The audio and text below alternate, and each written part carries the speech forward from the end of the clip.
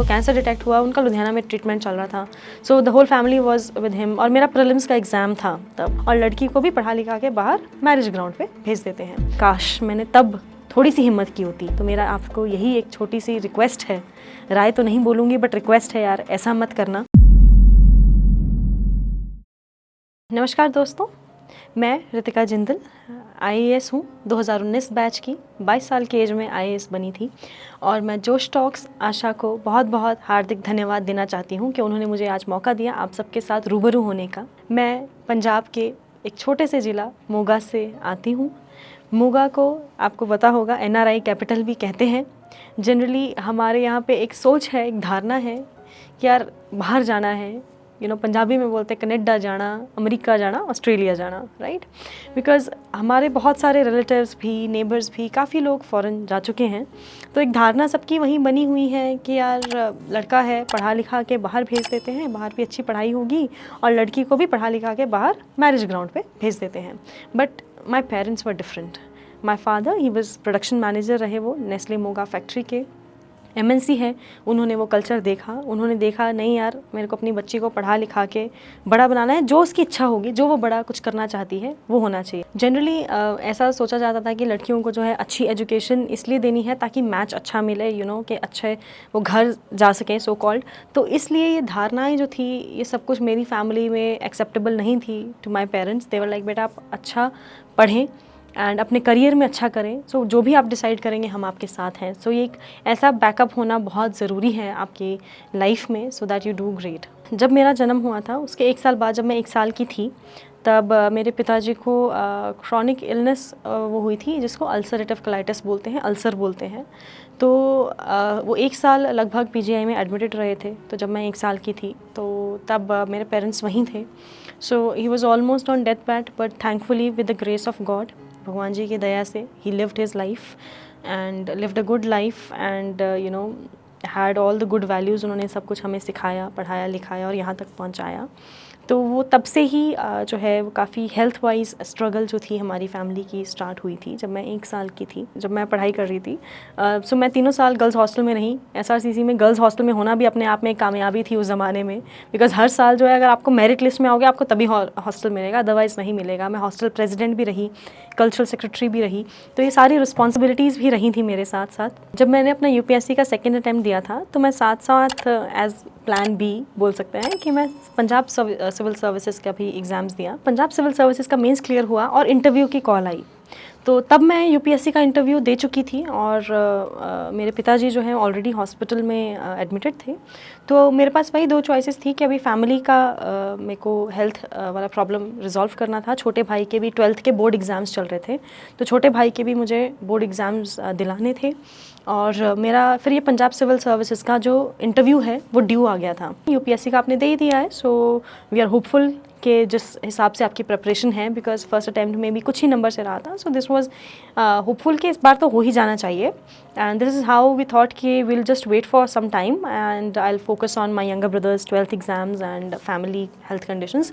In the meantime UPSC का result आया। तो जिस दिन रिज़ल्ट आया, MK यादव सर ने ही मुझे कॉल किया था। ये सेड कि बेटा तेरा क्लियर हो गया, ठीक है, तो IAS बन गई है। This is the only line which he had told me. And then he further talk to my father. My father was hospitalised. उनके पूरे मतलब इंजेक्शन ड्रिप वगैरह वो सारी चीज़ें लगी हुई थी and he was completely on the bed. But so उन्होंने बात की थी MK यादव सर से। So he was very happy, I could see the happiness on my parents face जब उन्होंने ये रिज़ल्ट सुना। The happiness which had come to our family, because बहुत ही स्ट्रगलिंग फेस चल रहा था। एंड छोटे भाई को भी थोड़ा हौसला हुआ कि यार दीदी का क्लियर हो गया है, सो उसको भी 12th एग्ज़ाम, बोर्ड एग्ज़ाम्स में अच्छा करना चाहिए। So that became a motivation for him also. तो उसने भी फाइनली फिर पंजाब को टॉप किया 12th क्लास में। तो ये भी बड़ी बात है कि at least I could be inspiration to him also, to my younger brother, to my family. And that happiness could at least lift the mood of my family and lift up the spirits. Because मेरे पिताजी का एक ही सपना था कि यार बच्ची जो चाहती है, अगर वो IAS बनना चाहती है तो मैं उसको IAS क्लियर करवाऊँगा, मैं पूरी मदद करूँगा। बिकॉज उन्होंने बहुत सेक्रीफाइसेस किए। जब मेरा फर्स्ट अटैम्प्ट था तो जब उनको कैंसर डिटेक्ट हुआ, उनका लुधियाना में ट्रीटमेंट चल रहा था। So the whole family was with him. और मेरा प्रीलिम्स का एग्ज़ाम था तब, बट मेरे पिताजी ने फ़ोन किया उनके फ्रेंड को कि इनको आप दिल्ली लेके जाइए वहाँ इम्तियाज़ अफसर के पास छोड़ दीजिए, तो वो अच्छे से तैयारी करा देंगे। यहाँ रहेगी तो she will be more bothered about the family. कोई भी स्टेज अर्ली या फिर लेट नहीं होती है। यदि आप सोच रहे हैं कि यार मैंने सिर्फ कॉलेज से ही चीज़ें स्टार्ट करनी है या फिर मैंने बाद में स्टार्ट करनी है, कहीं हो सकता है जो आप लोग मेरी बात सुन रहे हो, most of it you could be married also, और you could be in let's say 30s और 40s, किसी भी एज के जो बच्चे हैं जिनको भी ये बात सुन रही है, तो यार कभी भी ना लेट नहीं होता। जनरली ऐसी कहावत है कि जब जागो तभी सवेरा। तो यदि आपको लगता है कि आपका कोई ड्रीम है और आपको वो फॉलो करना है, आपको उसको अचीव करना है, तो आप ज़रूर करिए। Age is not a barrier. तो अपना सपना पूरा करने के लिए ऐसा कोई क्राइटेरिया नहीं है, बस उसके लिए एक आपकी इच्छा चाहिए होती है, इच्छा शक्ति चाहिए कि यार मैंने वो अपना ड्रीम फुलफ़िल करना है। और फिर कम वॉट में कोई भी अड़चनें आएँ रास्ते में तो आपको रुकना नहीं है और आगे बढ़ते जाना है। ऐसी बहुत सी बच्चियाँ हैं जो पढ़ने में अच्छी हैं, जो कुछ करना चाहती हैं, कर सकती हैं, परंतु सपोर्ट सिस्टम ना होने की वजह से वो बच्चे रह जाते हैं। तो जितने भी पेरेंट्स हैं, जितने भी लोग मेरी ये बात सुन रहे हैं, जिन तक मेरी बात पहुंच रही है, मैं आपसे ये रिक्वेस्ट करना चाहती हूँ यार, अगर आपका बच्चा कुछ करना चाहता है, वो उसके काबिल है, उसको प्लीज़ अलाउ करें, उसको एक पॉजिटिव माहौल दे के देखिए, तो बच्चा ज़रूर कुछ ना कुछ करके दिखाएगा, आपका नाम रोशन करेगा और आपको कभी भी इस चीज़ पर रिग्रेट फील नहीं होगा कि आपने उस बच्चे को वो पॉजिटिव अपॉर्चुनिटी दी। मुझे सपोर्ट मिला अपनी फैमिली से, हर किसी को उतना कई बार सपोर्ट नहीं मिल पाता है। तो यार मैं ये बोलना चाहती हूँ कि आपको खुद का सपोर्ट बनना पड़ेगा, राइट? खुद का सपोर्ट, हम कहते हैं कि आत्मनिर्भर बनो, आपका जो खुद का सपोर्ट है that is the best support. And बहुत सारी ऐसी स्टोरीज़ मैंने देखी हैं लड़कियों की जिन्होंने डन वंडर्स। कुछ भी problem I, it could be family, health और फाइनेंशियल कंडीशंस, बट उन्होंने बहुत ही अच्छा किया है। बट उसके लिए आपको दृढ़ संकल्प ज़रूरी है, राइट?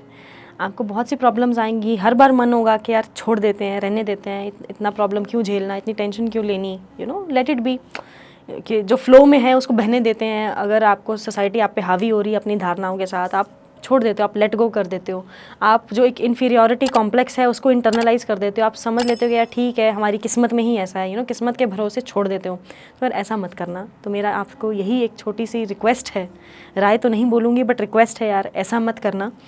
तो अगर आप में इच्छा है, आप वो दम रखो कि यार आपको उसको पूरा करना है, अपने आइडियाज़ को, अपने बिलीव्स को, आपको उस सक्सेस के मुकाम तक पहुंचना है। एंड जब आप उस सक्सेस के मुकाम तक पहुंच जाते फिर आपको लगता है यार छोटा सा था, इतना ही तो स्ट्रगल था, ठीक है? तो अगर आप वो छोड़ देते हो ना, फिर आपको हमेशा लाइफ में रिग्रेट लगता है यार काश मैंने तब थोड़ी सी हिम्मत की होती। तो वो लाइफ में यार काश नहीं रहना चाहिए। आपको मेहनत करनी है और अपना जो ड्रीम है, कोई भी ड्रीम है, आप उसको फुलफ़िल करें। बट अगेन मैं हमेशा अपनी किसी भी टॉक में यही बोलती हूँ कि यार be a good citizen and do good to the society. आप किसी भी मुकाम पे पहुँच रहे हैं, जो भी आपका ड्रीम है, ज़रूर अपनी सोसाइटी के लिए हमें कुछ अच्छा करना है उस मुकाम पे पहुँच के। और वो जो अच्छा है कि और भी लड़कियों को आपने ऊपर उठाना है, that should be the goal. Thank you.